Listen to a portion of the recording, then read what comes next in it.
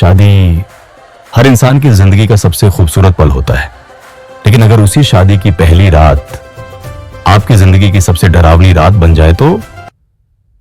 आज की कहानी है एक ऐसी दुल्हन की जो इंसान नहीं थी। रोहित की शादी पूजा से हुई थी। पूरा घर खुशियों से भरा हुआ था। चारों तरफ रोशनी, संगीत और हंसी का माहौल था। लेकिन पूजा थोड़ी अलग थी। वो बहुत कम बोलती थी और उसकी आंखों में एक अजीब सी खामोशी थी।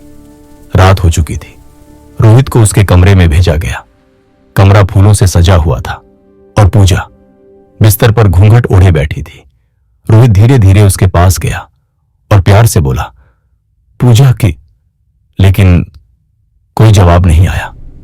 रोहित ने धीरे से उसका घूंघट उठाया और जैसे ही उसने पूजा का चेहरा देखा, उसका दिल जोर से धड़कने लगा। पूजा उसकी तरफ देख रही थी, बिना पलक झपकाए। उसकी आंखें बिल्कुल स्थिर थीं।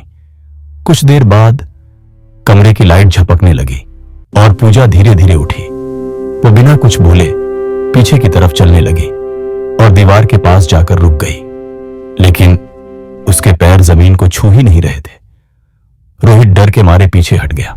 तभी पूजा ने अपनी गर्दन धीरे धीरे घुमाई और उसकी आवाज बदल गई। अब तुम सिर्फ मेरे हो।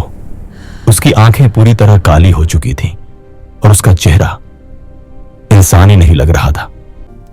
रोहित भागने की कोशिश करता है, लेकिन दरवाजा अपने आप बंद हो जाता है। पूजा हवा में उड़ते हुए उसके पास आती है। मैं तुम्हारा इंतजार कर रही थी, कई सालों से। रोहित चीखता है, लेकिन उसकी आवाज बाहर तक नहीं पहुंचती। अगली सुबह जब दरवाजा खोला गया, कमरा बिल्कुल शांत था। रोहित कहीं नहीं था और पूजा बिस्तर पर चुपचाप बैठी थी, जैसे कुछ हुआ ही नहीं।